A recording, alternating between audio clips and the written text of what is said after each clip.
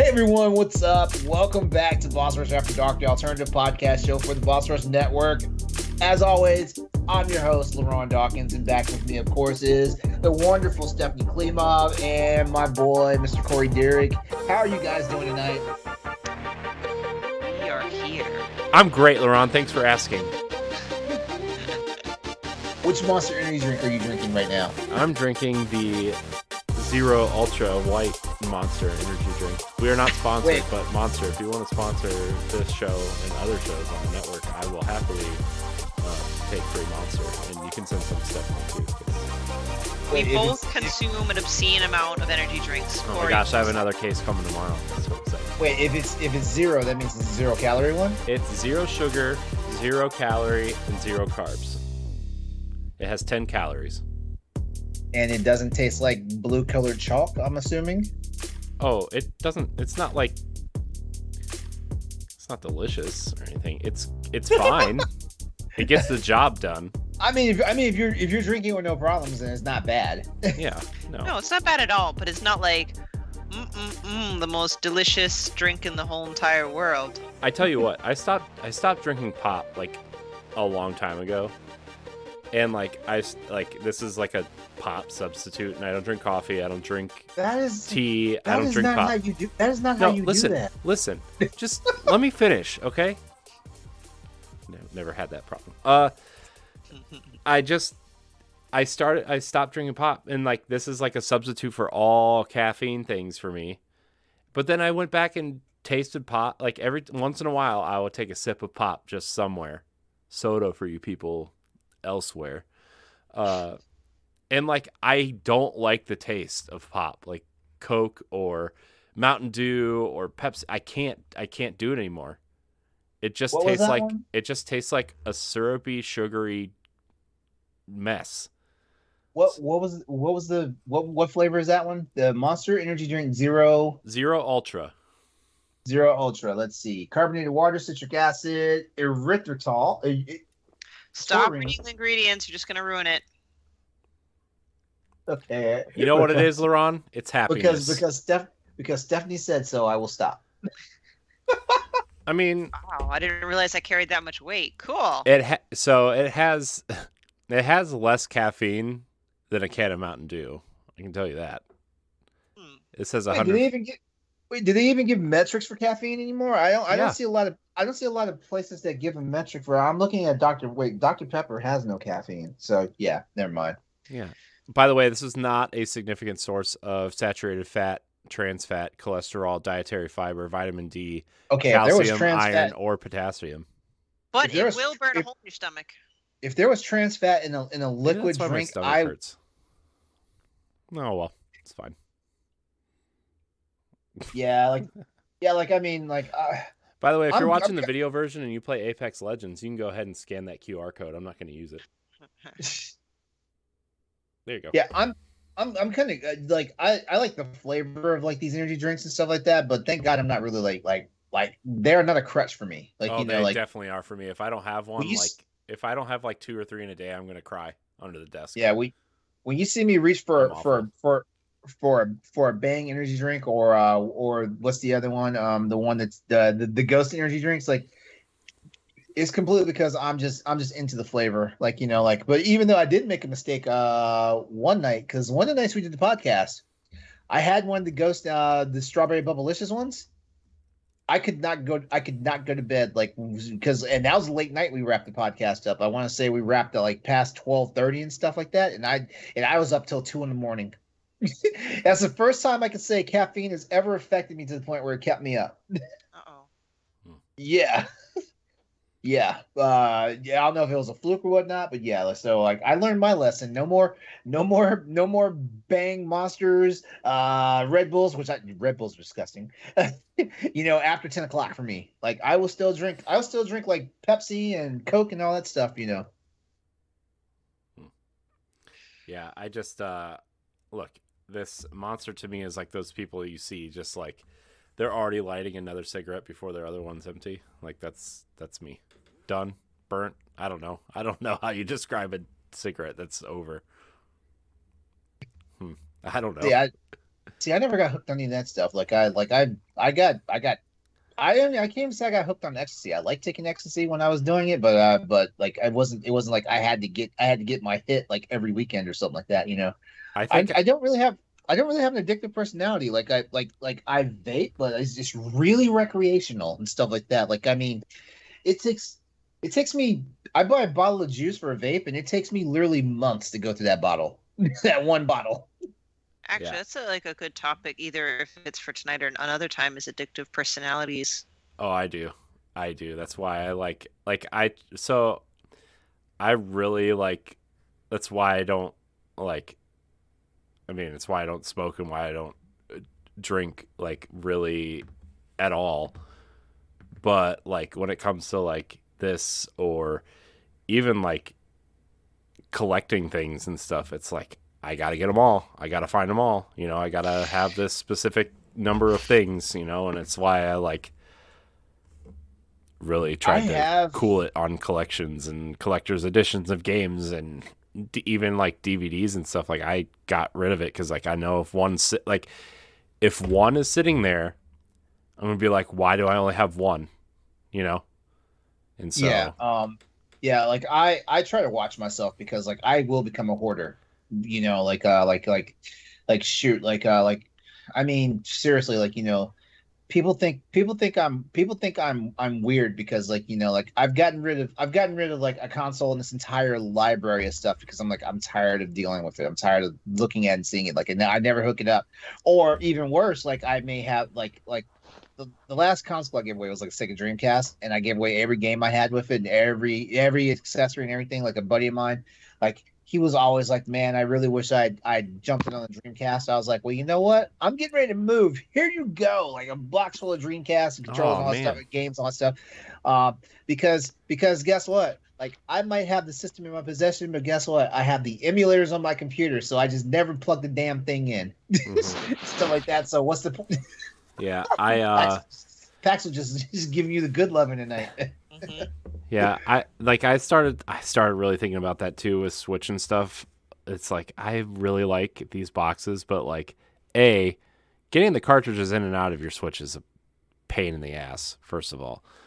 But like I like the way they sit on my shelf, but also like I used to really like I think about it now, is like I used to love collecting for Nintendo 64 and GameCube, and it's like I'm like, well, all the games on GameCube that I had or on N64 that I had, I can play on my Switch, or the ones that aren't available on Switch are available on Xbox through the Rare Replay collection. So like, why do I like, you know what? Why do I own these? And then I look at them like, well, Banjo-Kazooie makes me happy. I'm like, oh, I have it complete in box with the strategy guide. That's neat. I bet I could probably sell that for a pretty penny. But then I would be upset that I sold it, you know? Like last year I sold Paper Mario complete inbox for N64 with the strategy guide for like almost $200. Nice. And I was like, well, now I'm kind of sad because now it's missing from my collection. But also I bought an Xbox Series X to play Destiny, so oh well. You know, it's like, how much does that stuff really matter? And like, when I die, what's going to happen to all this stuff? Because like I remember cleaning out my grandma's house and like she had all this crap, and I'm like, I don't want people to do that for me. See, that's the other thing too, right? You know, like it's one of those things where it's like, man, like you know, like do I want people dealing with my crap? You know, like do I have to like create a last will and testament and be like, this is how we get rid of my shit? You know. Well, Corey, your kids could sell them, and then that'll pay for their pay off their college loans. Yeah, that'd be awesome. Oh, you're telling me I'm going to die before my kids go to college? Is that what you're trying to tell me? No. College loans last many years. Like college loans follow your family after you die and stuff like that. That's why my student loans are paid off because my grandma died and left me a bunch of money, and I paid them off. Good. That's awesome. When your kids go to college and they graduate, odds are, unless there's something crazy that changes, they're going to have student loans for a very long time. So I'm not saying that you're not going to live past going to college. It's funny because it's funny because like like I'm listening to all sides of the equation here about like the whole like Biden like making student loan forgiveness a thing and stuff like that, and I'm hearing every possible thing from all sides about this stuff, and like I've got some friends that like they're like I've got some friends that are they're not being insensitive, but at the same time they're saying like it's not like the people, the taxpayers who like our money is like going into like these loan forgiveness and stuff like that, like it's not fair to us, because like somebody got a degree in like something that like they can't get a job in or whatnot and stuff like that. I'm Mhm. like college is like the dream of college, for a lot of people was just that, a dream, like and it wasn't even their dream, it was just a dream that somebody put on them, like go to college, do this, do that, like I don't have college debt because I never went to college, joined the military and stuff like that, and then I never used my GI Bill. Oh, by the way, for anyone who's in the military right now, your GI Bill, you need to use that. You need to use that, or whatever it's called now. You need to use that because, like, I take it from me. Like, I came from a time when the GI Bill was like you use it or you lose it. Like, you had X amount of time that you like use your GI Bill or you don't get that money. So Mhm. use it. That's all I'm gonna say. If you plan on going to college, use that shit. Or But anyway, I don't have any student loan debt because I never went to college and stuff like that, But at the same time, I look at like the stuff that goes on with people's like college loan debt and all that stuff, and it's like it's criminal, because like like people were told there was up to a certain time when people were told like your life absolutely doesn't mean shit unless you have a college degree and stuff like that. I'm part of that generation that was told that shit, Mhm. or Me too. and, like like like I'm also part of a generation where it was like like I I'm a black man. I'm in my late 40s and stuff like that. Like I come from a family line where like it was the hopes and dreams of that like younger generations in the family could go to college because that was something the older generation never did. So like yeah, there's a narrative behind this whole college thing and stuff like that. Like I was trying to explain that like we've got things going on in our lives that like sometimes we go to college to fulfill somebody else's dream. It's not even our dream sometimes and stuff like that. Sometimes we go to college for a job that we for to major for a job that we think we're going to have, and we wind up doing something completely different, and like we probably wasted our degree, our degree in our education. But you know what, not and also there's another thing about it too. Not everybody's taught like how you look at your education as far as like your future and your career goes. Not everybody's taught that. Some people go to college and they're absolutely tired from the academia of being through high school and stuff like that. And they just Mhm. go to college because like hey, like like that's what I'm supposed to do and stuff like that. Like like some people just don't have that spark, that ingenuity to know like hey, like when I sit down in these classes for the next 4 years, this is my future and stuff like that, and stuff like that. So I had to explain to all these people, like it's this, and why the fuck are you getting pissed off, because like our tax-paying dollars, going to some people that are up to their gills in fucking college debt, and like that shit's gonna follow their kids once they die and stuff like that. That's the unfair part. That's the bullshit, and it shouldn't be that way. And like I can't fault anyone for wanting to get an education. I can't, because last I checked, like what you learn is basically what you're worth and stuff like that. So if someone wants to go get higher education and stuff like that, like don't crucify them because like they got the higher education but they didn't wind up getting the job there. At least they're fucking smart in something. I just wish I didn't put so much effort paying off my student loans because I went, I took a big risk. I took out 2 credit cards. I emptied out my bank account. If I didn't do that, I would still have college loans and I could have benefited from this. But no. But that's just me being selfishly But you, salty. I'm but you not know what? against helping other people. There's something to be said about that, because that's the other part of it too. Like I don't know when it was a thing to not teach people fiscal and financial responsibility, through school and stuff like that. Like I sure as hell didn't get that, and I graduated in school in like the early '90s and stuff when they were still they were making us go to home economics to teach us how to be like good dads and good moms, make sure the baby doesn't fall, doesn't drown in the bathtub when you're giving them a bath and all that stuff.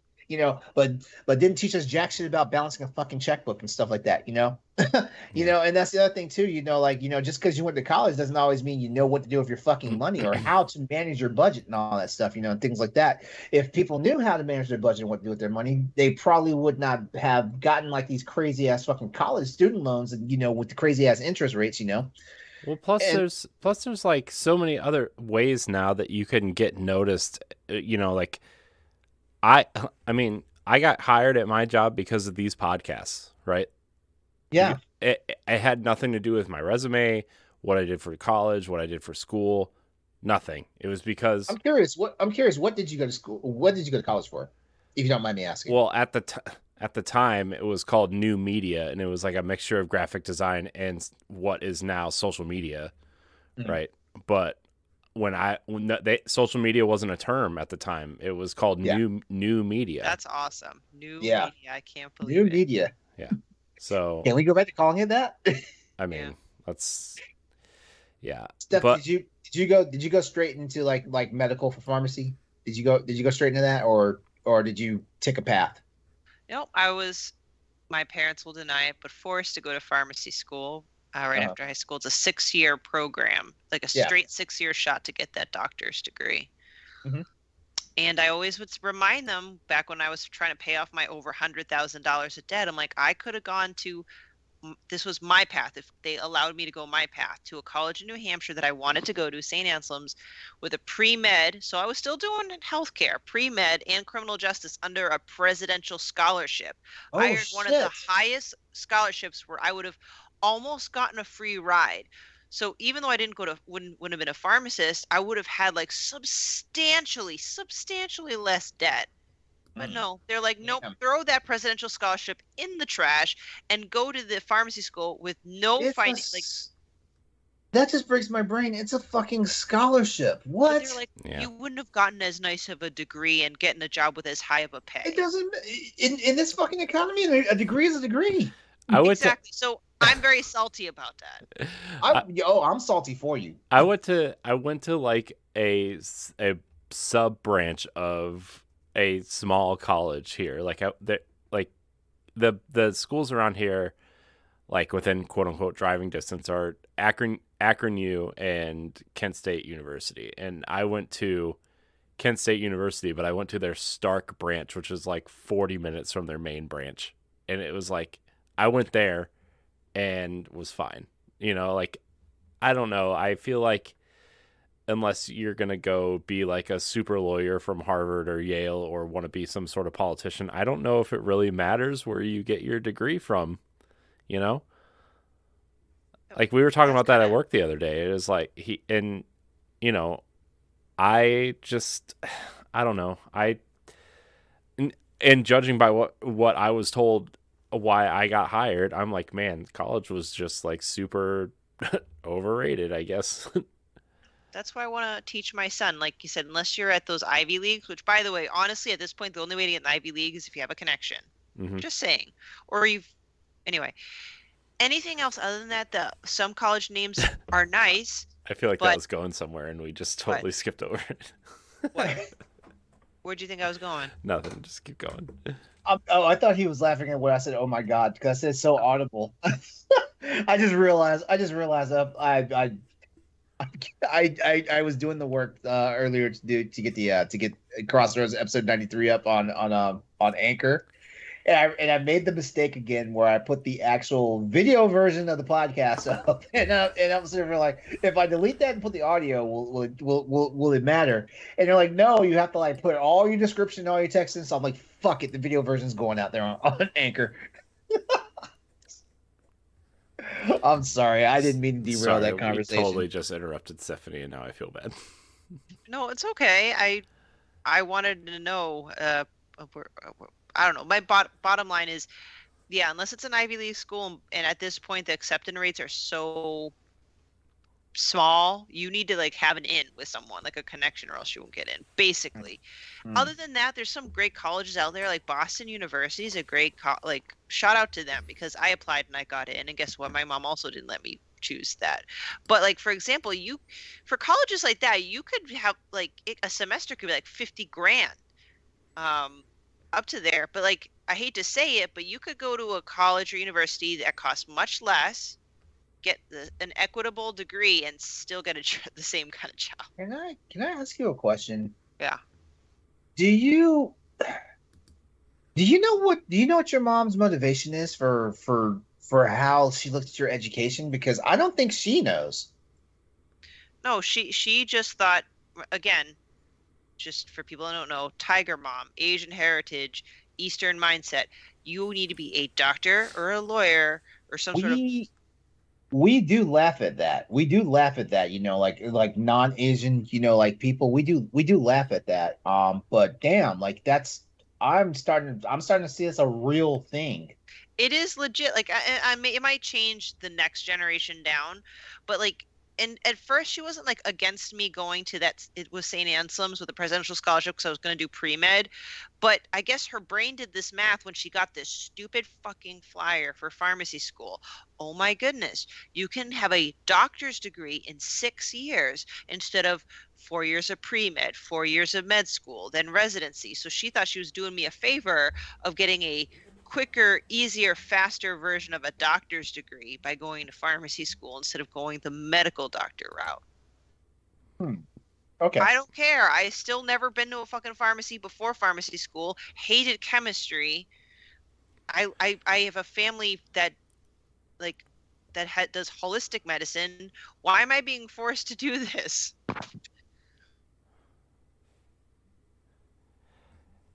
I feel you. Yeah. I mean when I was trying to go to school, like I wanted to go to art school, and my parents told me that was a dumb idea. And so I went for business and did terrible. And then I ended up doing what I loved, and now my mom says I work for the internet. So Wait, you what? my mom says I work for the internet I love it. because I do stuff on the. You Yes. work for the internet. The Yeah. internet is your employer. Yeah. Hey. At least that's better than when I told my mom like I do podcasting and stuff, and literally the first question out her mouth was like, "Are you getting naked on the internet?" I love it. Say it I'm depends like- on what I'm night like- it is. I'm like, I'm not doing it on podcast if we're being completely transparent. Oh, it's so funny. What It's I all right. want to do. So go ahead. Oh, I was gonna say my mom still asks me if I still do my internet shows with that black guy, Oh my and she'll God, whisper that's- it in the phone, and I'll be like, yeah, but you don't have to whisper it. Is he still gay? Is he I'm like, well, technically he's bisexual, but yeah. Oh, no, Oh. bisexuality bends the brains of freaking older people. I know. I think it bends the brains of a lot of people, LeRon, not just that. Because is it me, LeRon, or do you still feel like a lot of people, even in the LGBTQ community, not everybody, they're like, they kind of misclassify us and like, oh, you just can't make up your mind, or you're Yes, yeah, for real. I can't stand it. Or the fact that I'm dating a man right now does not, just completely invalidates my bisexuality, and stuff like that. Like we don't have an open relationship, but like my boyfriend knows I can be attracted to a woman at any time. Ugh, that's like a whole nother road that I Yeah, go like down. Yeah, I mean, being a member of the alphabet gang is not fun. Depending That's so depending funny. on which letter you are in the alphabet gang, like it is not fun. Yeah. I know it's some- probably really insensitive of me to laugh at that, but that was really funny. I've No, never- that was clever. I like that.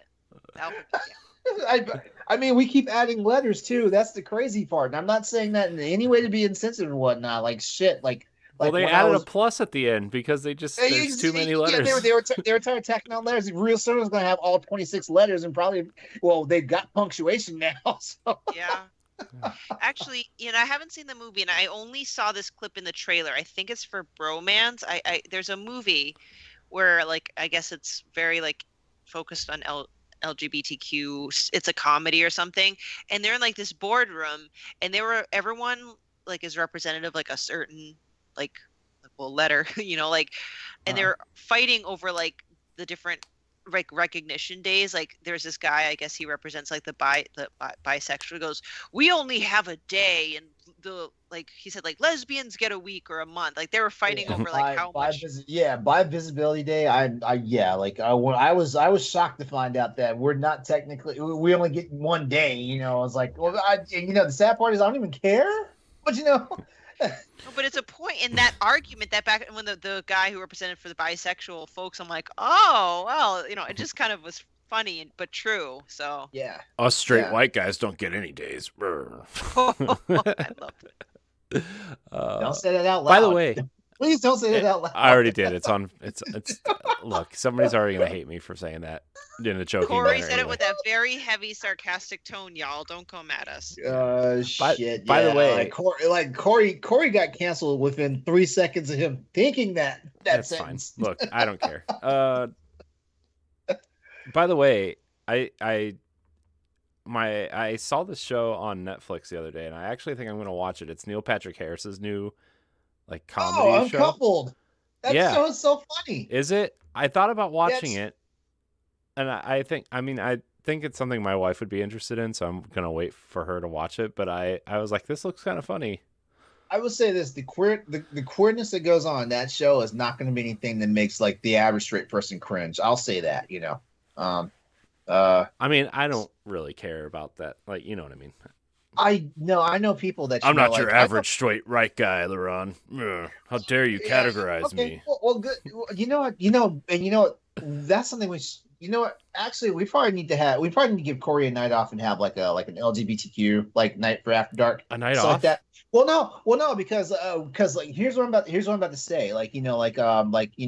Queer people, like we act like it's not that we act like it. We make our sex lives and our sexuality taboo to make sure that straight people aren't like pulled out of their comfort zone, which is crazy because any average day in the office, you're hearing the most vulgar stuff from straight people, stuff like that. But the moment you talk about your penis going in a hole that's not a vagina or something, people like lose their fucking minds. And it's like, wait, yours can go in a hole that's not a vagina either, and you don't have to be gay to do that. Exactly. Or if it's a woman talking about going down on her female partner, all of a sudden it becomes like some porno fantasy. A spectator event. Yeah. Yeah, exactly. It's honestly why I have an alt on Twitter. It is honestly why I have an alt on Twitter because like it got to a point where like I just couldn't freely like the stuff that I like, and I'm not even talking about pornographic shit, just something that's hinted at queerness and stuff like that. And like having a random like straight friend clutching their pearls, like why would you like that, and stuff like that? Because we're not fucking Facebook where I can just moderate the content. Twitter needs to get with the fucking program. Yeah. I love Twitter. I actually love the fact that I can give zero fucks about who sees what. It's up to me. Like, I want everybody that follows me to see this shit. And then sort of like, honestly, if it wasn't for the fact I got with Boss Rush, I probably would have never made an alt. But shit would have been raw and uncondensed. I love it. But these guys invited me to Boss Rush, to be a content creator and stuff, and I was like, oh, you know what? There's kids out there. I mean, there's always kids out there, but now something real quick about kids and canceling. Mm-hmm. I was going over with Nikolai how the F word is bad. Don't say the F word, and he goes, "You're right." Well, he says, "You're right, Mom. We should cancel the F word." And I'm sitting there like, How in the hell does he know the term how to cancel something? It either had to be a coincidence or he's heard it somewhere else. Because I'm not a big cancel person, Kids so be I'm woke, just yo. like, what the Kids fuck are be- you talking about? Cancel the F word. I, Okay. you know what? I love the current generation of kids that are out there now because man, they are so they get it. They fucking get it. And I'm sitting there like, who the fuck are you talking to? As you understand all this stuff? First of all, because shit, like when we were kids, like we thought like this shit, our parents would immediately beat our asses. Yeah, I think that might be it. The lack of ass beating. Not that no, I'm not promoting that. Well, no, I'm just talking about like, hey, kids. Did you guys see the video? Did you guys see the video where like this black kid got accosted by an undercover by a no uniform police officer.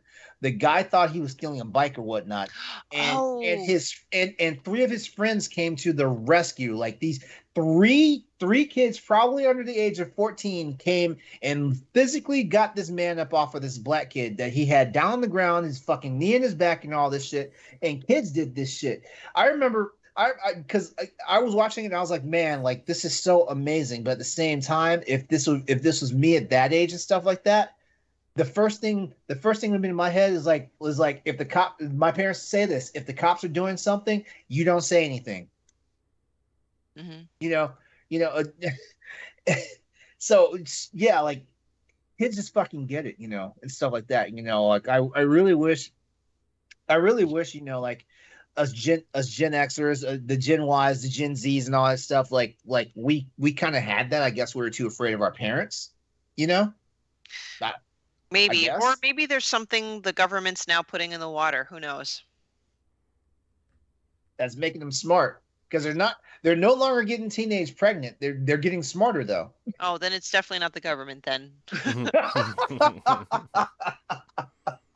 They want to keep us stupid. Wow. Wow. Anyway, You know what we need to do before we get any further in the weeds here? We need to talk about our Patreon producers. We do. Yes. Yeah, so if you want to support Boss Rush After Dark and other shows on the Boss Rush Network, you can head on over to Patreon, patreon.com/Boss Rush Network. It is a subscription service where you can support your favorite creators directly. For $1, you get early access to 4 separate shows here on the Boss Rush Network, but if you want to subscribe at the $5 tier, you get early access plus a Patreon producer credit on all of our podcasts. So without further ado, let's thank our Patreon producers. Adriel Munger, Celeste Roberts, my wife, Sana Dierig, Francisco Santillan, and Rebecca Jewell. I want to thank all of our Patreon producers, all of our patrons, and all of our free listeners. Remember, if you're listening for free on Apple Podcasts or Spotify, please leave us a 5-star rating or a nice review. It really helps with discoverability. So, yeah. Cool. Glad you remembered. Yeah, Yeah, I forgot. We were just talking. Yeah. Oh, we got right into it. It was pretty natural, which is also nice. Yeah. It's been a good night for podcasting, though. Yeah. Yeah, it has. So, yeah. Is there anything we want to or have to talk about tonight? Is there anything going on? I mean,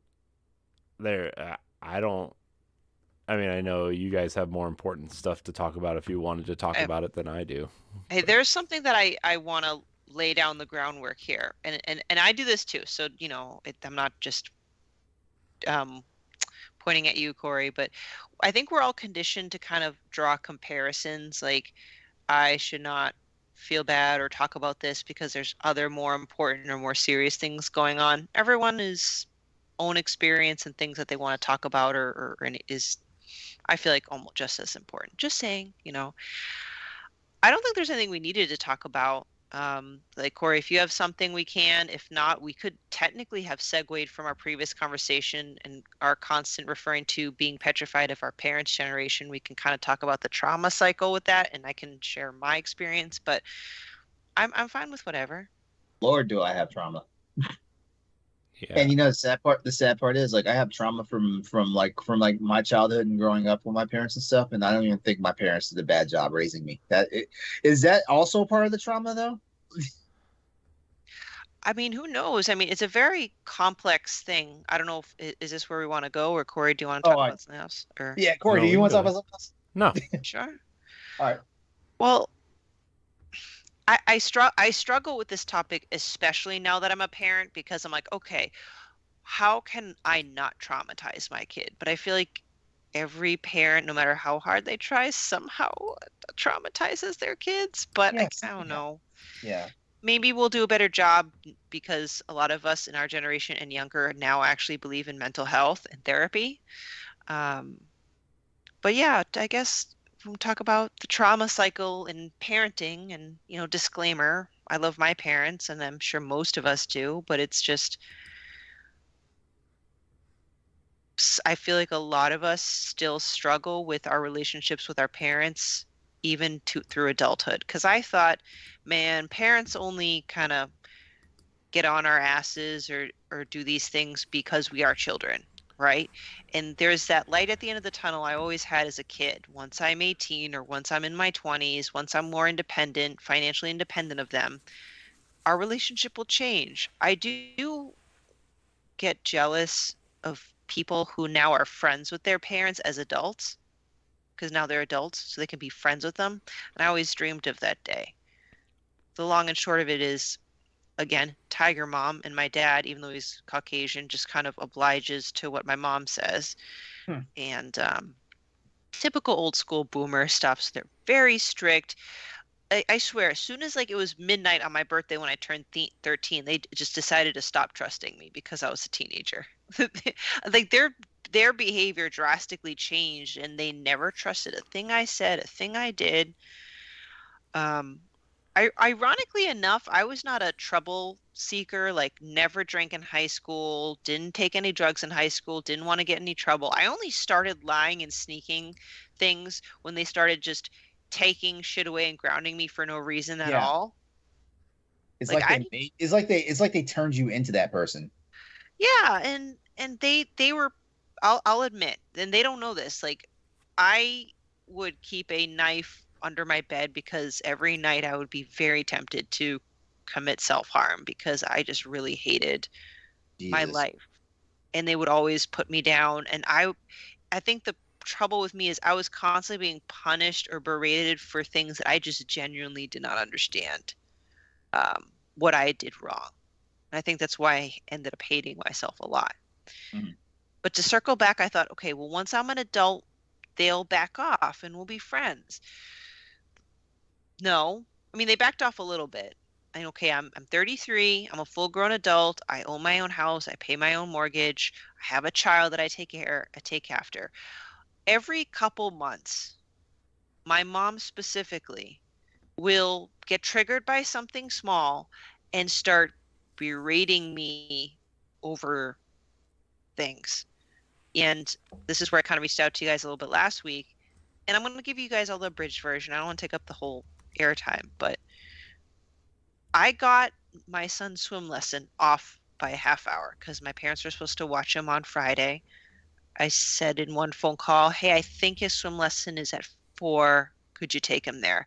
And I even caveat, I said, I could be wrong. I'm in the car, I'm driving, but as soon as I can confirm the time, I'll let you know. So once I got a screenshot of my text to my ex-husband, it ended up being 4:30. When I corrected my time to my mom, apparently that triggered something and she started questioning, why did you say 4:30 when you said 4? This was all through text, so I'm like, I gotta call this woman. So I, Wait, and wait, I wait. Oh, let me just make sure I got this right. So she got triggered because it's it it's the early time and he wasn't going to be late. no, it was they were supposed to watch Nikolai Friday. I signed him up for a swim class, Uh-huh. and I verbally told them it's 4 o'clock, I think, but I'll let you know and confirm a little later. Oh, And it ended up being 4:30. This okay. conversation happened on a Thursday, so it was a 24-hour notice. saying 4 o'clock, and then maybe an hour later I corrected it. It says no, it's 4:30. Uh, Okay.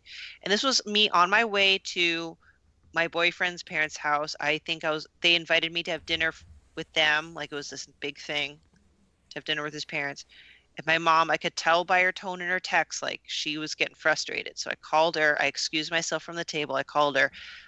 She starts screaming at me for 15 minutes, 14 minutes and some change. I am a liar. Why did you lie that the swimming lesson was 4 and not 4:30? I'm like, hold on, what? Wait, why are you raising your voice over something like that? I don't know. I think she must be kind of losing it because she said that I swore up and down. that's what I'm thinking too. Like, is she all there now? No, like, other than that, she's a very sharp person. She remembers shit that I don't remember. This is what, like, frightens me. Like, I'm not sure what's going on. So that spirals to, why are you meeting this guy's parents when you've only been dating a month? Who are you to them to meet them so quickly? So she got mad at that. And then because of me dating a new person, I'm apparently also now selfish and I don't put my parents first anymore. And then now she's pulling up stuff from my past. Oh, well, you got pregnant before you got married. You got knocked up. You're a slut. You always need to be with a man all the time. Like, hit after hit after blow after blow. And I'm trying to figure out, where is this coming from? Yeah. It's just verbally berating me for those 15 minutes because I was just dumbfounded. And same thing happened the next day. She just started screaming at me and saying terrible things, like she's ashamed of me. She's ashamed to talk about me to the family because I got, quote unquote, knocked up by at that time, he's my ex-husband, but I was with him for 3 years. I don't think when you're with someone for 3 years to get pregnant is necessarily a knocked up situation. It is a whoopsie. But anyway, knocked up and divorced. So I'm ashamed to the family. She's ashamed of me. Yeah, a liar, a slut, a loser. My house is a mess. I'm a slob. I forgot what else. I probably told you all that stuff through text, but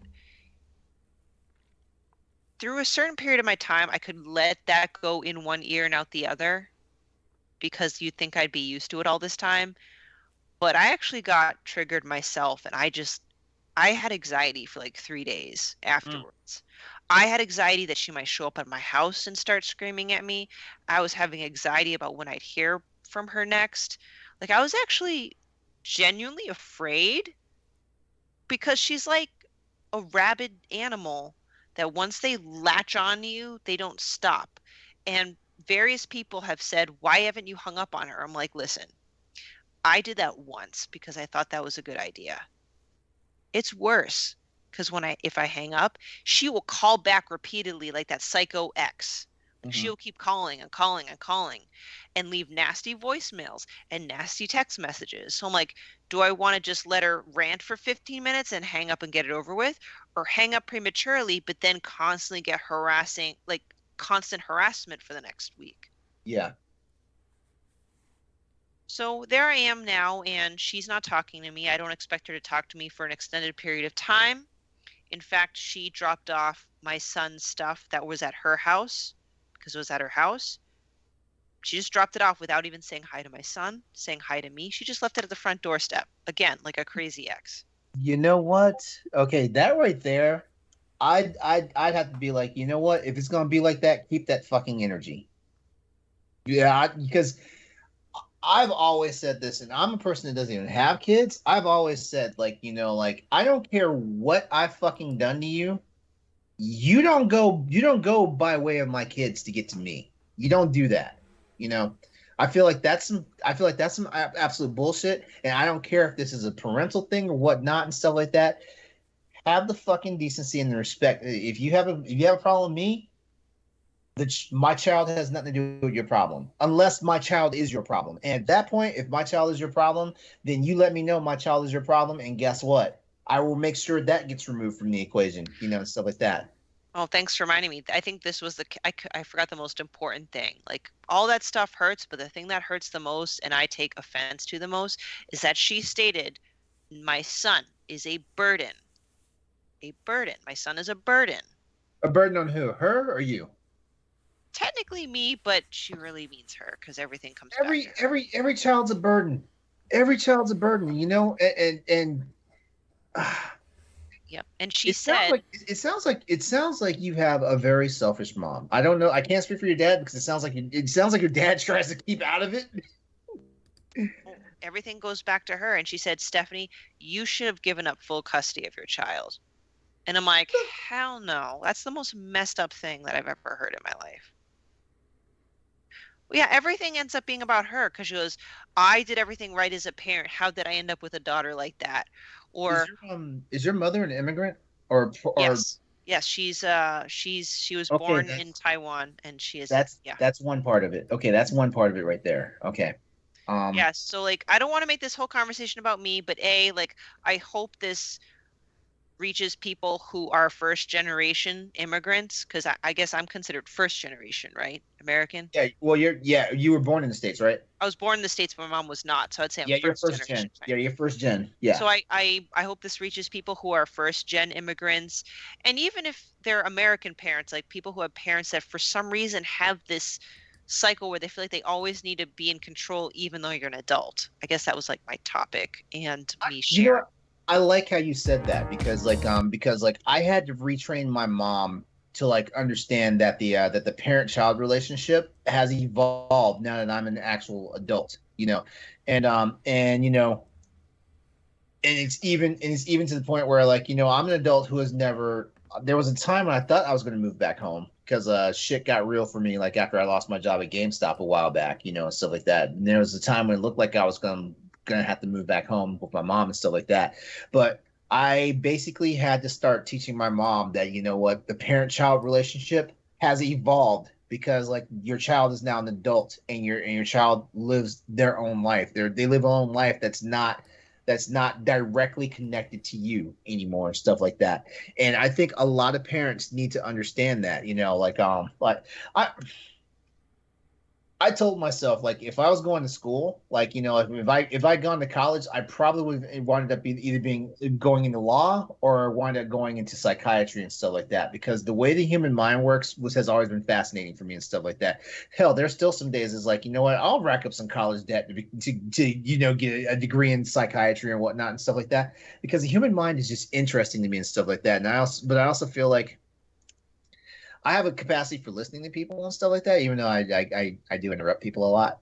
I have a capacity for listening to people, and one of the things I understand about like a lot of people's problems is like a lot of people's problems don't always stem from them. You know, it usually stems from an outside source or things like that. And so going back to this whole parent-child relationship thing, you know, like sometimes no parent's going to get it right. No parent gets it right at all. Like, because there's no people still writing textbooks on how to raise kids. People still writing textbooks on how to be a parent and stuff like that. There's no perfect thing because like everybody has their own personality, everybody has their own disposition, things like that and stuff like that. But the one thing I do know is that parents need to understand. And I say this as a black kid who's heard, I brought you into this world, I can take you out. Guess what? If I had the fucking balls to say something back when you said that, the first thing I would have said is, I did not ask to be here. I'm your responsibility by proxy, you know, and stuff like that.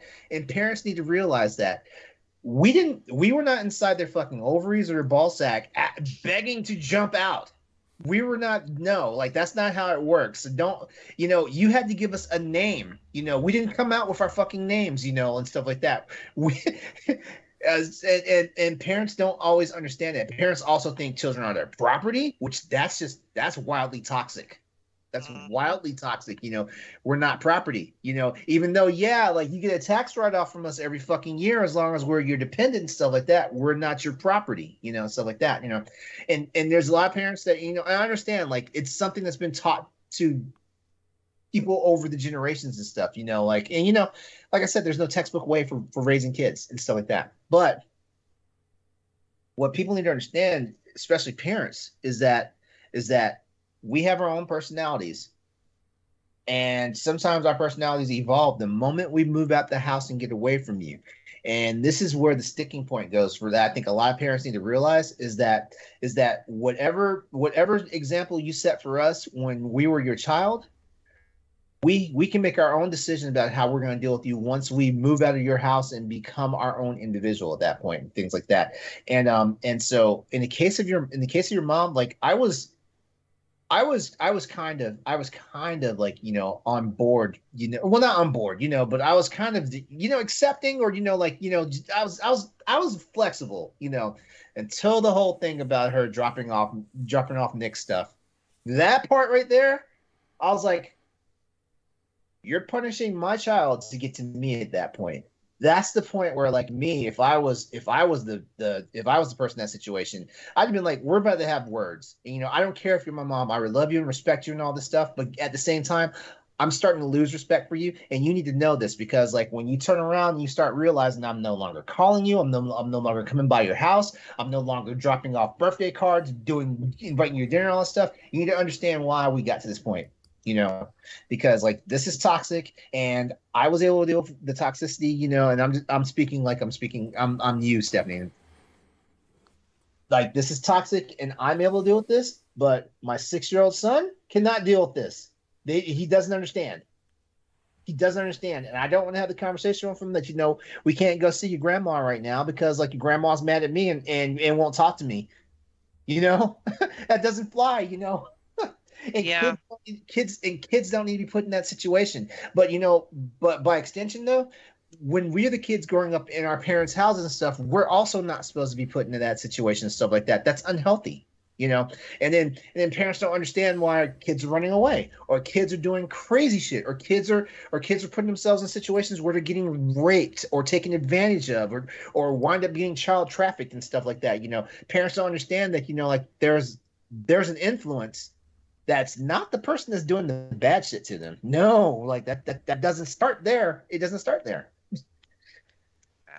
Oh, Can I just lay, like, no, yeah, it's, go ahead. I appreciate your insight. I'm gonna lay, like, out of the room. I'm sorry. no, one thing to kind of, anyway, remember how when we first started After Dark, one of the heavy topics I brought was my assault. We were talking about assault.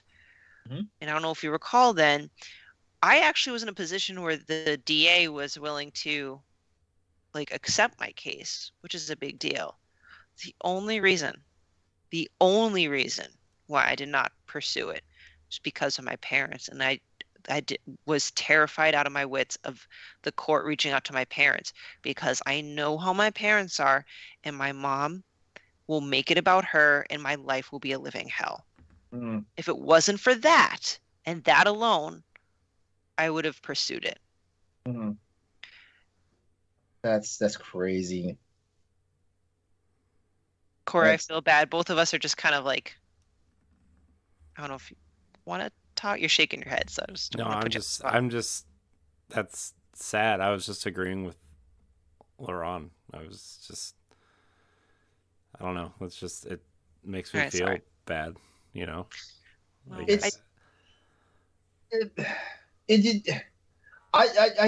I think everybody's selfish to an extent. Like, there's parts of ourselves that we don't want to give over completely to anybody, whether it's our spouse, our children, things like that. And I think parents don't realize that their selfishness really hurts the people that we can be. So like that, just like the whole thing of you going to college and stuff, Stephanie, like going to the college you want to versus like what your parents, that was selfishness on your mom's part, like, it's one of those things where it's like, like, this is what they want you to do. Just like my parents flipped out, like when they found out I was not going to college. I planned to join the military. My parents flipped out about that. But, at the end of the day, like, I was able to convince them. I was like, hey, this is what I want to do. This is what I want to do. And I also told them, like, hey, I'm tired of going to school. Like, yeah, I've been getting straight A's for like the last 12 fucking years doing this shit. I'm tired. Yeah. I'm tired. Like, it's a job, like, like doing this stuff, and I don't want to continue doing that stuff, Yeah, LeRon, did you feel a little burnt out in a sense of always feeling like you have to achieve those straight A's, for example? Yeah, but at the same time, I was a knucklehead for a little while too, because like, like I'm an army brat, so like I did a lot of moving around and stuff. Sometimes I'd wind up at schools where like they're behind on stuff that I just learned from a previous school and stuff like that. So I got lazy. It was, like I got tired of like I tell the story a lot and people think I'm fucking they think I'm a psychopath. There's a reason why there's a reason why I am not. I just never went on my way to watch like the Lord of the Rings movies and stuff like that. It's because I didn't read the books, and it's because for 2-3 years I think straight up, like because there was a time where I went to 6 different high schools, and, in the 4-year curriculum that is high school and stuff like that. But from the 6th through the 8th grade, every school I landed at was the year to read The Hobbit, and I never forget. Like the last school I went to where it was the whole thing for The Hobbit. I managed to find my old book report for The Hobbit, and I turned that shit in. And my teacher was mad because number one, my teacher was like, "Did you even read it?" Because I turned it in. I turned it in when the window of availability was open to turn in your book report and stuff like that. My teacher was pissed at me. They immediately want to talk to my parents. They're like, "You're automatically getting an F. Show it to your parents. Have them sign it, and I want to have a conference and all this stuff." My parents were like, "What the hell's going on?" And all this stuff. They were mad at me, thinking that I plagiarized, and I was like, "I didn't plagiarize nothing. I've read this book 3 times. I've read this book 3 times. I've watched the shitty ass fucking cartoon. Like I know this shit. It's like, why do I have to recreate the wheel? I already done it. Yeah. So like when my parents realized that I was being serious as a fucking heart attack about this thing, they did go up and talk to the teacher and like, listen, you're a teacher in a military town. We're a military family. We move around a lot. When my son says that he has read The Hobbit already, you need to believe him. So like that. And so when I found out that The Hobbit was a prequel to The Lord of the Rings, I never read those fucking books. And everybody's like, you've never seen those movies? I'm sitting here like, Peter Jackson's not that great of a fucking director. First of all, I did like his movie The Frighteners. I didn't like that movie, but still, so yeah. But yeah, like basically, yeah, busting my ass and stuff in school, like doing the straight A's and stuff. Like, yeah, like it took a toll on me. I was an AP, and I also had a whole bunch. I also had a whole bunch of electives and stuff like that. I was doing extracurricular stuff, that I didn't even have to because I wasn't playing sports. So I was doing other stuff. I was on band. I was in ROTC. I was doing all this stuff. I was just tired of college. I was just tired of the school grind, and like. My dad was a career soldier, and I wanted to be like my dad. So when that time of senior year was coming up, where SATs and all that stuff was happening, stuff like that, I remember like telling my parents that, hey, the SATs are coming up. This is how much it costs for me to get onto it and take the test. They gave me a check. When I decided that I was going to join the military, I never gave the check to the school to get my stuff together to get the SAT ordered for me and stuff like that. So when I turn around and start telling my parents that I'm not going to college, and I didn't take the SAT, they lost their minds. Well, what'd you do with our money? I gave them their check back. Like, what? They're like, you never turned it in? I was like, no, I realized I wasn't going to college, and the SAT is needed for college. Why? If I knew I wasn't going to college, why would I waste the money? Yeah. Yeah. So yeah, but situations like that, like I just everything you said tonight, man, it's almost triggered me because it's like, God, like, like at my age right now, I'm so over the bullshit, especially what family does to me, that I know for sure, like what you just said about your mom, I would have already cursed her the living fuck out. And then I'd have been like, you know what? If we want to do this, if you want to sit there and try and like hold my child hostage from my attention, you're going to lose because you don't have to see your grandson anymore after this point. Yeah, I need to be a bit strategic about it. And I also want to put a disclaimer since I've gotten to this point. I only have a certain amount of time and a certain amount of information like to put on this podcast. So obviously like a lot is like happen and transpire. So heaven forbid my parents ever hear this, which I doubt, but like there's a full Hey, story. Like I'm not trying to like paint a certain picture of them. Obviously, like I can only tell what I can. So I don't think your parents are bad parents. no, and Like I'm not you've saying not you've not told me anything that sounds like you were abused by your parents or whatnot. But I do believe, and I say this because like every parent like puts a pattern of trauma on their child. Sometimes it's a pattern of trauma on their child based off of traumas that they had. Like, like my mom was definitely afraid like I was going to get hurt. So like I was never allowed to join like football or anything physical and stuff like that, which explains why I'm a big fucking pansy ass wuss. Like the moment something hurts me, I can't deal with it. Stuff like that. Or other things, like sometimes our parents perpetrate stuff on us that was perpetrated on them by their parents, or their grandparents and stuff like that. Sometimes that's a reality, like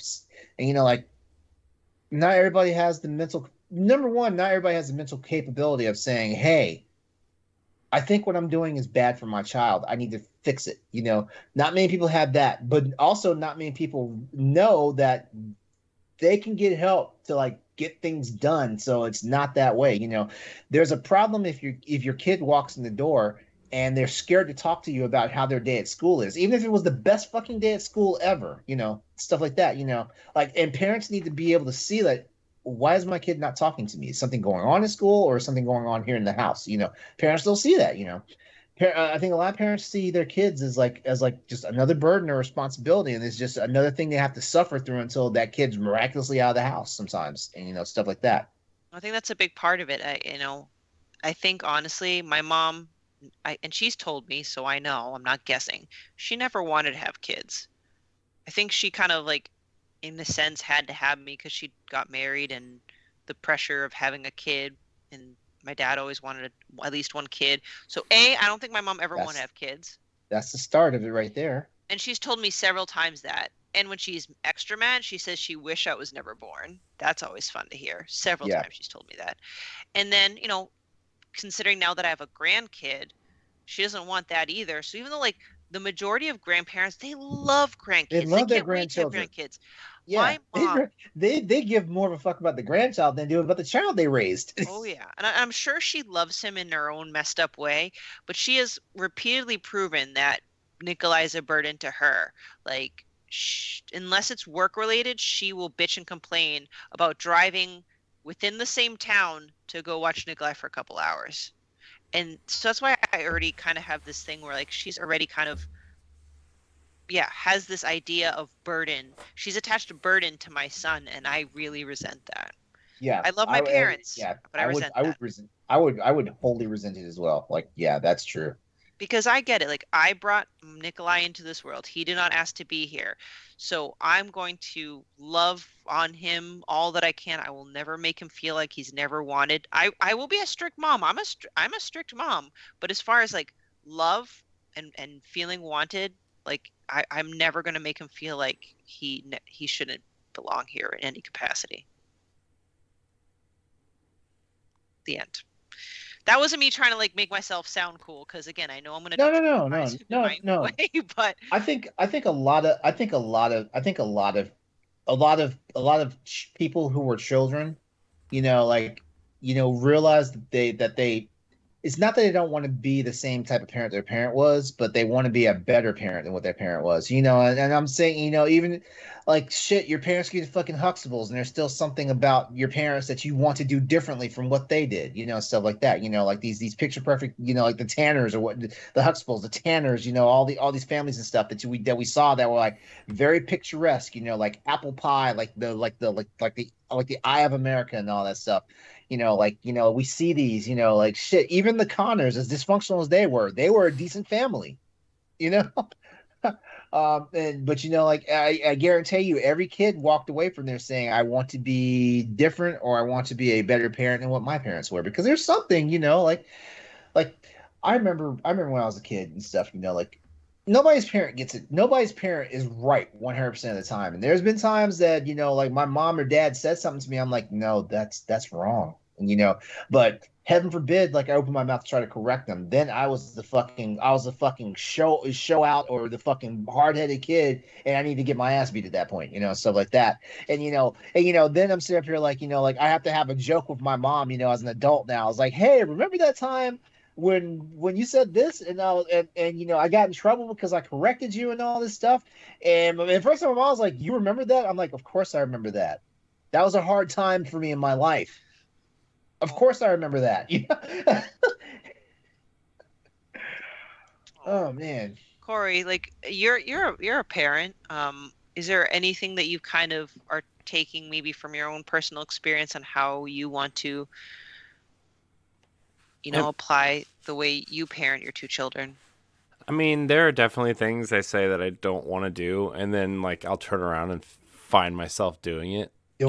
Yeah. And it's ingrained hard. in your nature. Yeah, and I definitely find that like I'm parenting more like my parents did than I want to or realize that I am, and so like I try to keep that cognizant, but it's in the moment, and just like when you're in the moment, like I don't know, when my when my daughter's coloring on the walls with crayons or whatever, like it's hard not to like instantly get mad. And I'm terrible at instantly getting mad and just like yelling, but like I'm trying to do better at that kind of thing, especially because like I know a lot of it is because of my son, and she's just like jealous and like wants attention and doesn't know how to get it other than acting out, at this stage.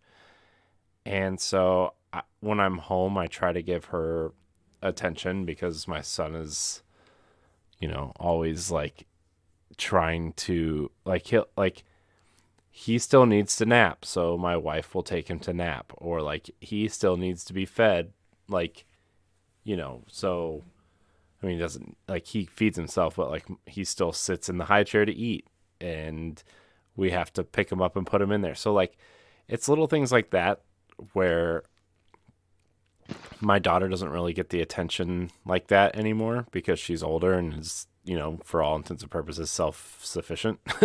She can feed, just feed herself, goes to the potty by herself, all that kind of thing. And so I just try to recognize that and try to give her different types of attention. Mm-hmm. But I think she really wants it from my wife, which, we've kind of swapped roles recently where like I'm giving attention to my son and my like when he needs it, so my wife can spend time with my daughter, so she hasn't been as bad. But like it's still, you just try to do what you think is best, and sometimes it is and sometimes it isn't. And spoilers, parents don't really know everything, even though no. They swear up and down they do. And so I do try to do all that kind of stuff and pay attention, but it's hard. It's hard, especially when like, I don't know, they dump their food on the floor because they want attention and then they think it's funny, or color on the couch, or, wipe peanut butter on the TV. Oh my God. That's the other interesting thing. That's another reason why I want to go into like, I thought about going into psychiatry and stuff like that. Because I've had to tell friends, like friends who are having kids now, like, like, hey, like you need to sit down when you start noticing when kids get out of the toddler phase, like you start noticing that they don't act. If you look at the most basic thing about how they act, they're not acting like kids. They're acting like little adults. Mm-hmm. They are, like they're starting to figure out logic and reason and all this stuff, things like that, and I told a lot of friends who, are having kids, I was like, when you start paying attention to that, it makes having conversations easier with your kids, like when you have to train them about why this is wrong or why this is right and things like that, because you start to understand that they have the same comprehension level as you do. It just needs to be a little more simplified and stuff like that,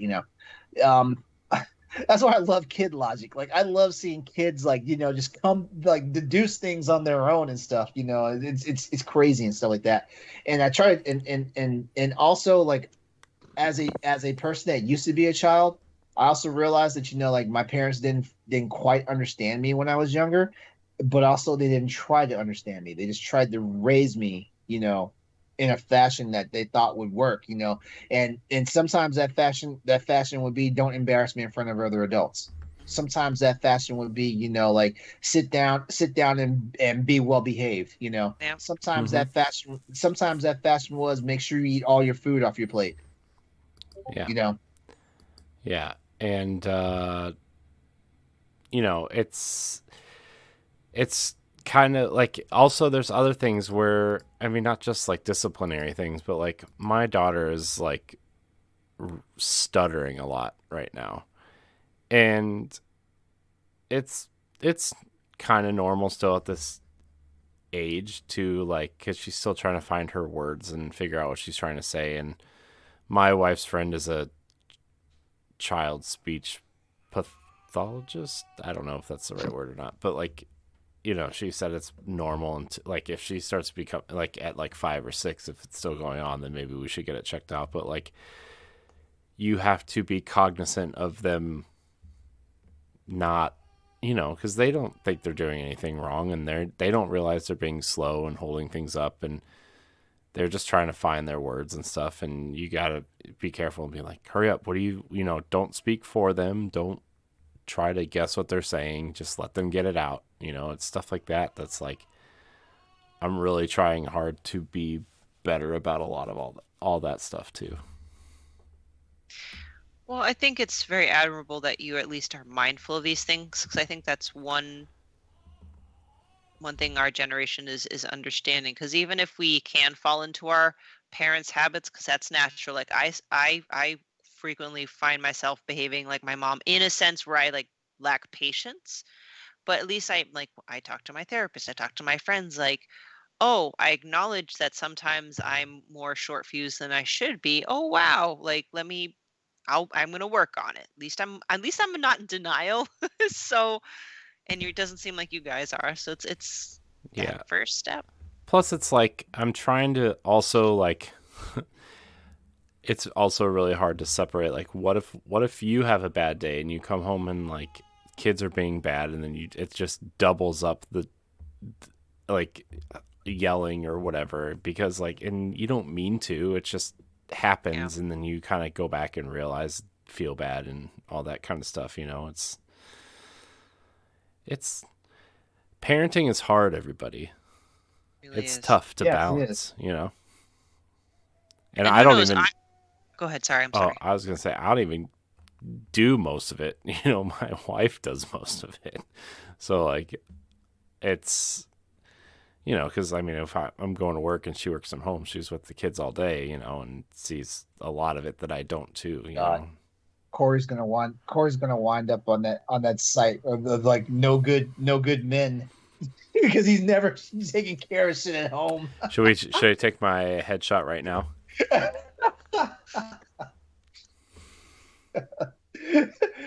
Corey's gonna be another dad on the ain't shit like fucking a fucking bulletin board. Maybe, you don't know.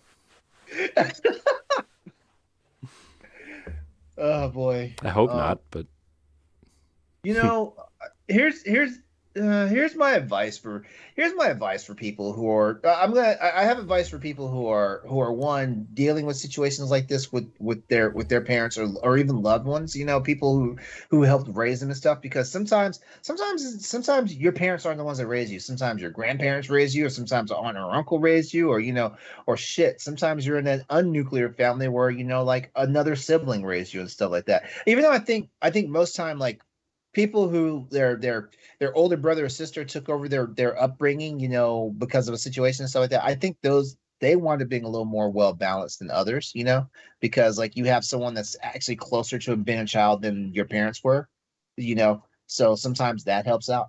But here's a piece of advice I give you guys. Like, start realizing where your boundaries are with your parents, And I mean, like, like, number one, you set the boundaries up, just like how you wouldn't give like some random asshole, like, like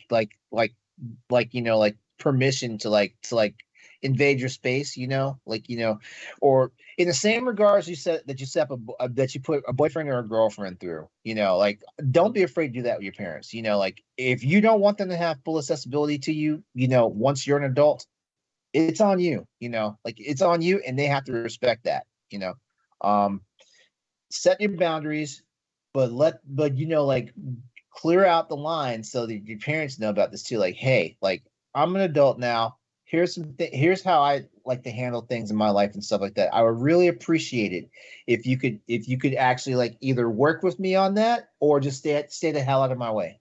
Right. And I feel like many of us struggle with being raised, and we might still believe it is respect your parents, right? And I used to think that setting boundaries would be disrespecting your parents, but no, I feel like you can still have a respect towards your parents, but at the same time set boundaries. Yeah. Yeah. Now then, my advice is for people who are having kids on their own right now. And actually, it's two pieces of advice. Number one, try to understand where your kids are coming from. It doesn't matter if they're 2 weeks old or if they're 16 years old.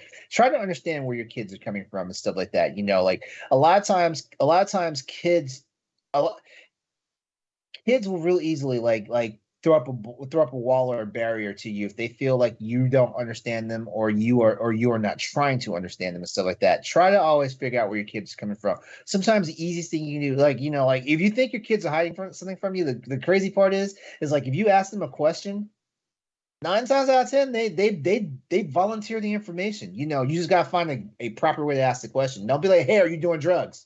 Don't, or hey, are you gay? Don't pose the question as an attack. Be like, hey, is there anything going on with you? Like, is there something you might want to talk to me about and stuff like that? Open-ended questions, basically. Yeah, It's a difference. yeah, exactly. Yeah. The other piece of advice about that is, the moment you start realizing that, like, your child is basically another human being that has thoughts, ideals, opinions, logic, all on their own and stuff, you immediately start understanding, like, how that person works and stuff like that. Just like how you had to cultivate the relationship with your spouse to realize how they work and stuff. It's the same thing with your children, because guess what? They don't come out acting exactly like you. Yeah, they might have some of your mannerisms and stuff, but they don't come out acting exactly like you. If they did that, like, we'd have clones everywhere of ourselves. Mm-hmm. Exactly. That's well all, said, LeRon. That's all I can say. Like I said, like, maybe I should take out some student loans. Even though Biden's already giving out all the money, maybe I should take out some student loans and go to school and get a minor in psychiatry. I mean, shit. Maybe that's something I can do. Like, shit. Maybe my boyfriend won't be the only other doctor in the relationship. You should be a life coach. That's not a bad idea either. I feel like I still need some college. I don't know. No. Well, one thing's for sure. I pissed away my fucking GI Bill. I can't use. Why would you do that? Ugh. I didn't know it was a use it or lose it thing. I'm sitting here thinking, like, I did 6 years in the military. I can use it whenever the fuck I want. Not according to Uncle Sam. No comment. Yuck. Uncle Sam. Anyway, thank you. That was a good, even though it was a serious topic, I felt it was a very heartfelt, and I feel like everyone can kind of take away from it, something. Everyone has a different experience, but it's an experience. I'll send you my bill. Okay. I love you. Can I use my HSA card? I mean, will it give me cash only? I mean, will it give me one round at the buffet table at Golden Corral? Yeah. Oh yeah. There we go. Okay. Oh, okay. We're Corey's like, we're starting to talk about shitty food now. It's time to wrap up. To be fair, I used to like Golden Corral a lot because I could get a steak and a taco. I used to love Golden Corral too, and then I started realizing I don't love myself. Yeah, that also was a thing. Oh, now I want Even though and tacos. You guys stop. Oh my I gosh, know, wouldn't a I know, taco right? sound amazing right now? Oh my gosh. Like yeah, I said this earlier before, like we were recording after dark, my I'm on the hook now to buy to do pay for dinner on Friday night because I made the mistake. Like I forgot my boyfriend loves Italian food and stuff like that. So he texted me. It's almost like he knew I was cooking or something because he texted me when he was on his way home from work, and we don't live together yet, thank God. Thank God, he says. No, I'm sure that's no, because something he would love to I hear, had to LeRon. no, Please say it louder. because I'd have to put up with that corn TikTok song. No, I'm not ready for that yet. Oh. But yeah. So he texted me and he was like, "Hey, what you doing?" And I was like, "Oh, I'm making dinner." And I'm like, "What you doing?" And he's like, I just left work. I'm gonna head back to the apartment and I'm thinking about going to the swimming pool for a little bit." And then next question was, "What you making?" And I was like, "Oh, I'm making that shrimp pasta." Which Oh, LeRon. yeah, yeah. Like I said, like he loves Italian food. He loves Italian food. So yeah. So the text kind of got cold for a little bit, and then and then later I get a text saying, "Hey, like Friday night we're doing pizza and you're buying." Fair enough. I want pizza now too. I think the war has started now. I think it started. I'm not sure if I fired the first shot or if he did it, but I think we're engaged now. Just get a really nice pizza, like a fancy. We have a place. We have a place that it kind of became like a Friday night thing for us when we're actually in the mood for it. We have a place, and given that the reason why I know for sure he said it's on me is because I'm the person that lives closer to the place now since he moved across town. Like I live closer to that place, so like I buy and I'm the delivery guy too. So yeah, Hmm.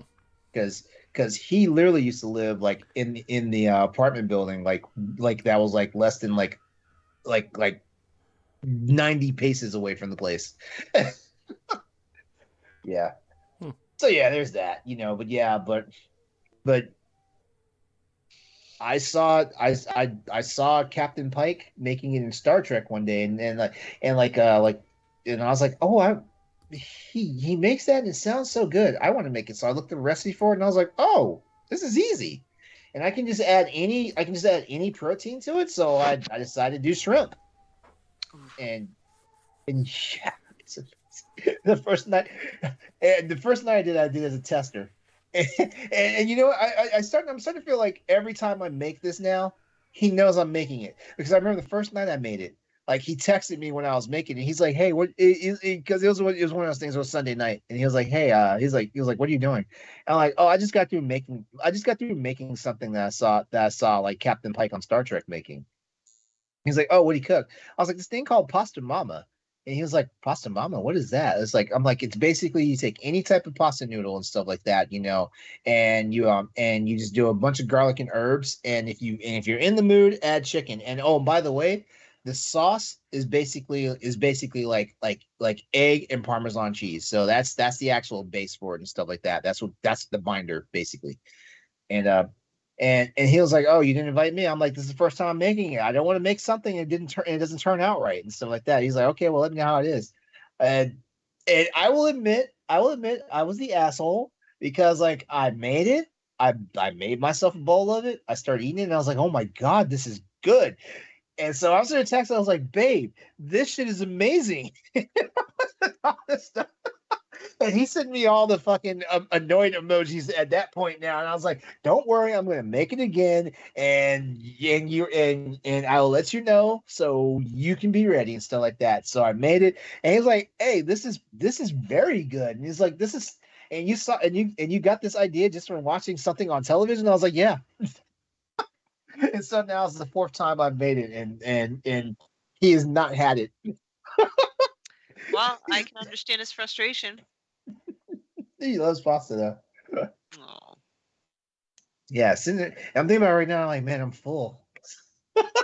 I'm salivating, but Well, I tell you what, if we ever all hang out someplace, like, and we have we have like one of those places that has like a kitchen, a kitchen facility or whatnot, I'll make it for you guys. Okay. You guys might meet my boyfriend at that time too, because I feel like if I make it for somebody else and he's not had it again. That's fair. That's fair. But we have it on recording now. Yeah. Ron's promise. Well, I like to cook. I like to cook. I like to host people. Hey. Looking forward to it. Yep. Well, everyone, that's our show for tonight. I'm sorry if it seems like I took up all the space, because I felt like I had a lot to say about things tonight, and so I just want to apologize to you guys if I got a little too overbearing. I sorry, but I sometimes when I feel that people are being done wrong, I always have to say something. That's just the way I am. I appreciate it. It means you're engaged. Yeah, my mom swears it's going to get me in trouble, but I'm like, you know what? I'd rather be getting in trouble for doing the right thing than getting in trouble for doing something that's fucked up. Or not doing something or saying something when you should. Yep, exactly. There's something flying around in my room, and I'm going to have to kill it before I go to bed tonight.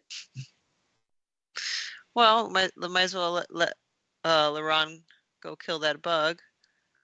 Say goodnight. Yeah. All right. Well, before we head out, here's how you can get connected with us. Stephanie, go first. Friends, you can find me on the internet at Klimov_author. That's Twitter and Instagram. Sorry. And my article's on bossrush.net, and you'll hear me live Wednesday nights on the Boss Rush podcast. All right, Corey. You can find me at I am Corey HD on Twitter and Instagram. You can also find me on the Boss Rush podcast, on Nintendo Power Block, and various other things here on the Boss Rush Network. All right. And as always, you can find me on social media by looking me up at Exodus 803. That's also my YouTube and Twitch channels, and also my PlayStation Network and Steam ID code. And there you go. Tuesday nights, don't forget, youtube.com/Exodus 803 for the Crossroads podcast. The reason why I'm talking so fast is because I see it, and I'm going to nail it as soon as we cut the show. I want to thank everybody for hanging out with us tonight and tuning into another wonderful episode of Boss Rush After Dark, which is, as you all know, it is the alternative show for the flagship podcast show for Boss Rush Network, where we talk about all things that are not content appropriate for our flagship shows. We love you guys. Take care of yourselves. Remember, you control the amount of toxicity that happens in your life. Just remember that you are always bigger than the shit that happens to you. And I don't care if it's a problem that you're dealing with a spouse or loved one, or if it's mental issues that you got going on for yourself. You are always bigger than your problems, and you have control over it. We love you. Let's, guys. Have a good night. Now LeRon's got to kill this bug. Yeah, kill the bug. There he goes.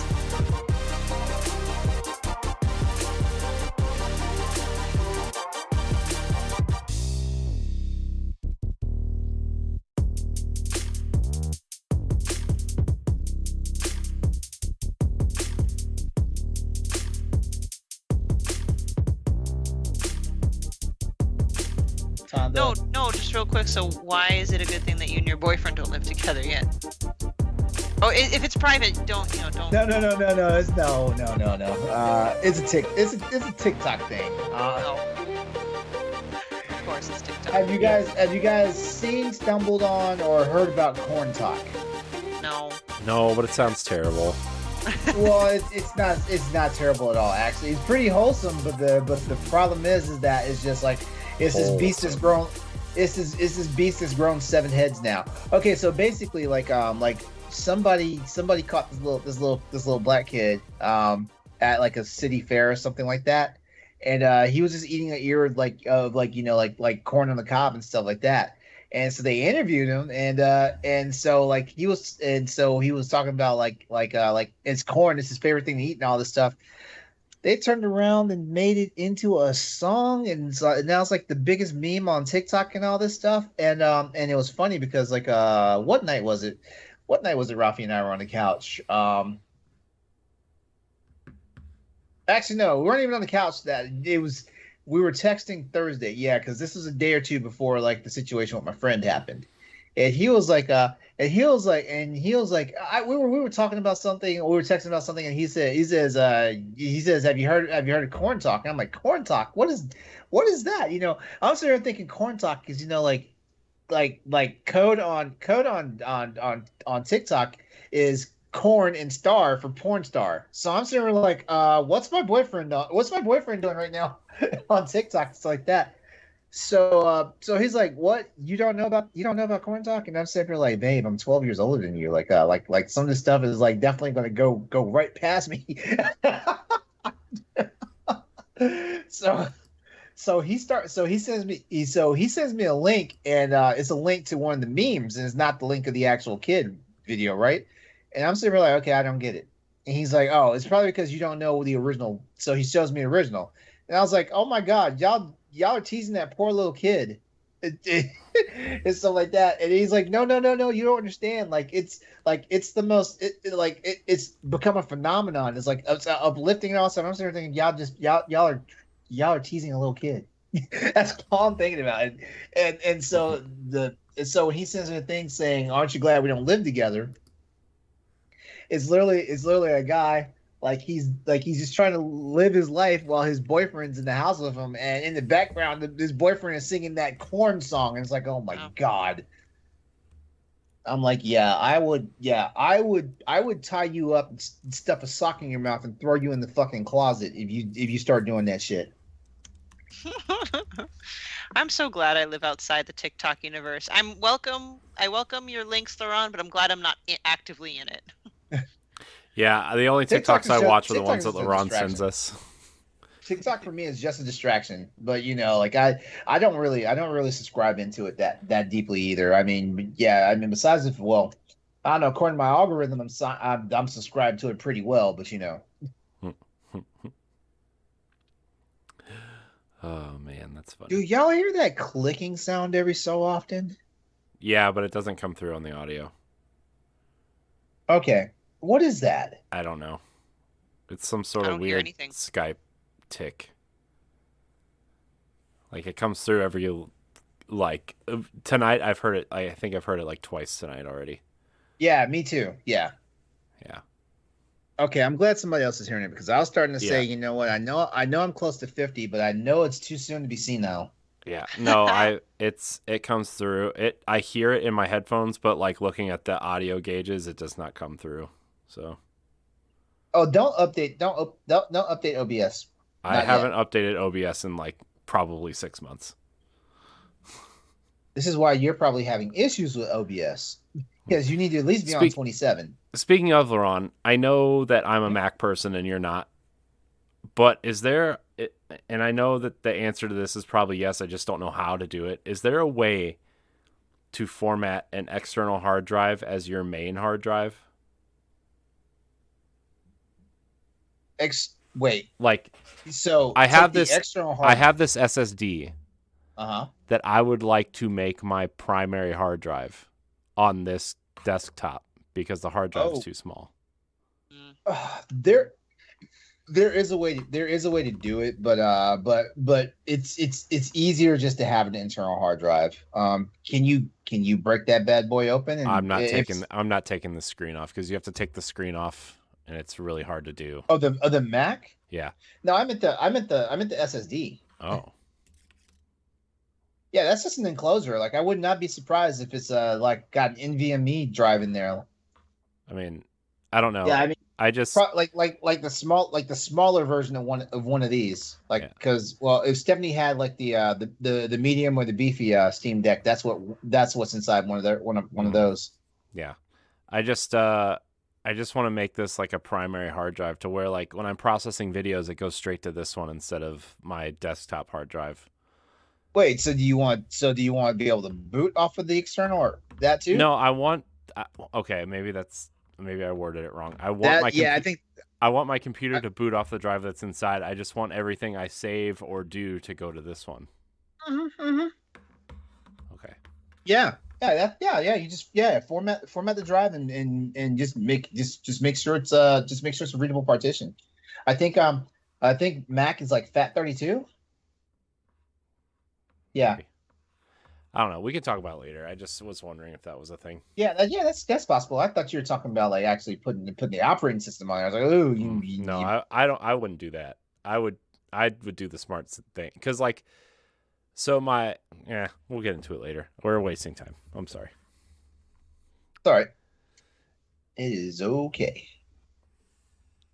All right. I just need to pull the After Dark stuff. All right. Do we know what we're talking about tonight? I don't really have a topic to talk about, and my mind is kind of fucked up right now, so I don't want to talk about what's on my mind right now because like it's still way too early to be talking about that.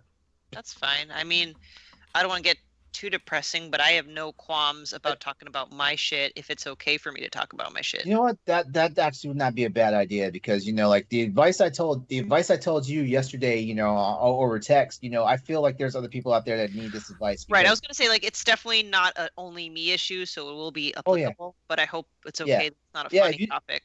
Yeah, and if you don't want to make it sound like it's your problem, you can say, hey, like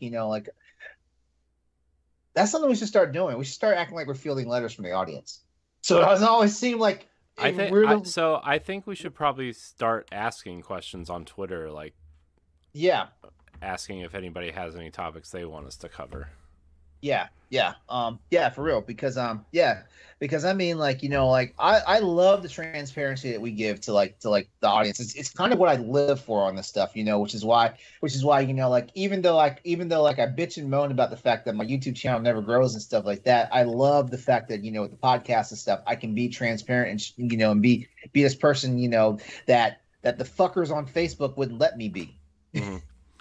Yeah, we haven't. I mean, we can promote the email address if people don't want to tweet at us, so it's not public. Yeah, let's do that. afterdark.bossrush@gmail.com. Afterdark.bossrush@gmail.com. Okay, I can remember that. That's easy. I know. I've been redoing all the not redoing the email addresses, but I've been making proper email addresses. Like, it's podcast.bossrush@gmail.com. It's 1v1.bossrush@gmail.com. That's a lot of emails. It is, but it keeps everything separate. And I mean, I think they said this bullshit was for DaVinci Resolve, and this is all fucking After Effects. I hate you guys. Huh? I bought a content pack that was supposed to have stuff like subscribe and all this stuff. Oh, gross! And it said it was for fucking DaVinci, and this is completely fucking After Effects. Gross. Stupid. Fuck.